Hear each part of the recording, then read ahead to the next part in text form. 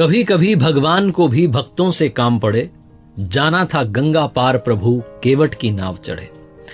नमस्ते दोस्तों, मेरा नाम है आरजे कार्तिक। रामायण के उस प्रसंग की बात आज कर रहा हूं लर्निंग सीरीज में। सीखोगे नहीं तो जीतोगे कैसे। ये वो प्रसंग है जो जीवन का सार सिखाएगा, सार समझाएगा। भगवान श्री राम माता सीता भ्राता लक्ष्मण के साथ 14 वर्ष के वनवास पर थे। वो घूमते घामते जब पहुंचे गंगा किनारे तो समस्या थी गंगा नदी को पार करने की। भगवान श्री राम की भेंट हुई अपने मित्र निषाद राज से, और निषाद राज एक केवट को जानते थे जो नाव चला करके लोगों को नदी पार करवाते थे। तो केवट को न्योता दिया गया, केवट को बुलाया गया।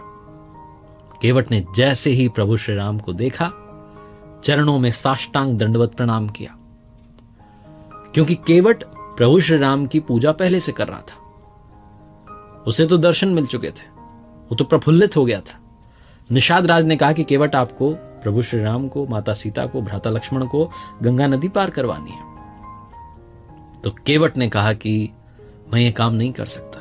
केवट ने पहले मना कर दिया। तो निषाद राज को, भ्राता लक्ष्मण को गुस्सा आ गया कि ऐसा क्यों। तो केवट ने कहा कि मैं इन्हें जानता हूं, इनकी लीला अपरंपार है। इनके चरण जहां पड़ जाएं वहां चमत्कार हो जाता है। मैंने तो सुना है कि इन्होंने माता अहिल्या को, जो पत्थर की थी, उन्हें नारी में परिवर्तित कर दिया। लोग इनके चरण धूल को पाने के लिए लालायित रहते हैं। मैं सबसे पहले इनके चरण धुलवाऊंगा, उसके बाद इन्हें गंगा नदी पार करवाऊंगा, क्योंकि मुझे यह डर है कि कहीं इनके चरण पड़ते ही मेरी जो नाव है, इन्होंने तो पत्थर को नारी में बदल दिया था, मेरी तो नाव काठ की है, लकड़ी की है, मेरी नाव गायब ना हो जाए।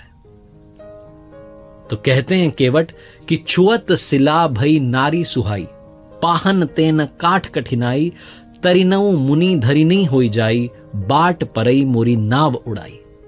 मुझे डर है, आशंका है कि इनके चरण छूते ही पत्थर की शिला सुंदरी हो गई, सुंदर स्त्री बन गई, मेरी नाव काठ की है। ऐसा ना हो कि मेरी नाव गायब हो जाए। मेरे लिए आजीविका का बस यही साधन है। गुस्सा आ रहा था भ्राता लक्ष्मण को, निषाद राज को, लेकिन प्रभु श्री राम केवट के भाव समझ रहे थे और उन्होंने कहा कि ठीक है, मैं आपकी बात मानने के लिए तैयार हूं। आप हमारे चरण धुलवा दीजिए, उसके बाद हम नाव में बैठेंगे। इतना सुनते ही केवट ने अपनी पत्नी से कहा कि एक पात्र में गंगा जल भर के लाइए। केवट प्रभु श्री राम के चरण धोने लगा और जो चरण कमल थे, जो चरणामृत था, उसे पीने लगा।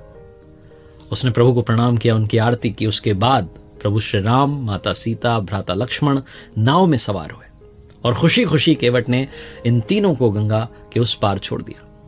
जैसे ही प्रभु श्री राम, माता सीता, भ्राता लक्ष्मण उतरने लगे नाव से, तो प्रभु श्री राम ने इशारों में माता सीता से कहा कि उतराई, यानी कि जो भेंट है वो देना चाहिए अब हमें। और माता सीता ने अपनी एक मुद्रिका, जो अंगूठी थी, वो केवट को भेंट करनी चाहिए। लेकिन तब केवट ने हाथ जोड़ के कहा कि प्रभु क्षमा कीजिए। लेकिन यह सृष्टि का नियम है कि जो एक जैसा काम करते हैं, समान कार्य करते हैं, वो एक दूसरे से कुछ भी पैसे नहीं लेते हैं, भेंट नहीं लेते हैं। जो बाल काटने वाला है वो दूसरे बाल काटने वाले से कोई राशि नहीं लेता है, कोई उपहार नहीं लेता है। जो भोजन बनाने वाला है वो दूसरे भोजन बनाने वाले से उपहार नहीं लेता है।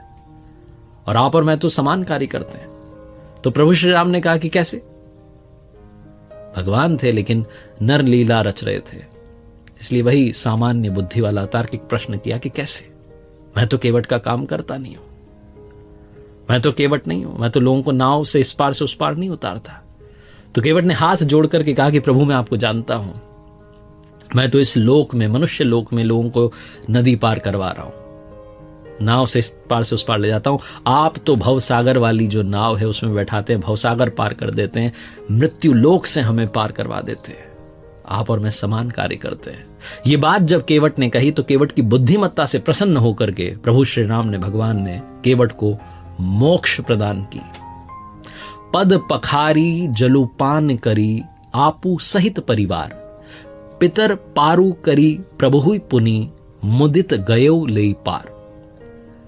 कहने का मतलब है कि चरणों को धोकर के सारे परिवार सहित स्वयं उस जल चरणामृत को पी करके अपने पितरों को भवसागर से पार करवाया और आनंद पूर्वक केवट जो था वो प्रभु श्री राम को गंगा जी के पार ले गया। हमें सब पता है, लेकिन फिर भी हम भगवान से जो भौतिक वस्तुएं हैं उनकी मांग करते रहते हैं, उसी सुख दुख में खोए रहते हैं। केवट का यह प्रसंग हमें आज सिखाता है। केवट भी चाहता तो वो अंगूठी स्वीकार कर सकता था, वो मुद्रिका रख सकता था, लेकिन उसने नहीं स्वीकारी। इसीलिए प्रभु ने उसे मोक्ष प्रदान की। आप और हम दिन रात प्रभु से ये जो लग्जूरियस चीजें हैं, मटेरियलिस्टिक चीजें हैं, इनको मांगते रहते हैं। अगर उनका साथ मांग लें तो लाइफ चेंज हो जाए। बस यही ये प्रसंग सिखाता है। एक बार फिर से आपको आखिर में बस यही कहना चाहता हूं, उनके आशीर्वाद के साथ, अपनी मेहनत और अपने परिवार के प्यार के साथ कर दिखाओ कुछ ऐसा कि दुनिया करना चाहे आपके जैसा। हर सोमवार सुबह 9:30 बजे मेरे साथ देखिए एक नई कहानी, और हर शुक्रवार सुबह 9:30 बजे मेरे साथ देखिए लर्निंग सीरीज का एक नया वीडियो।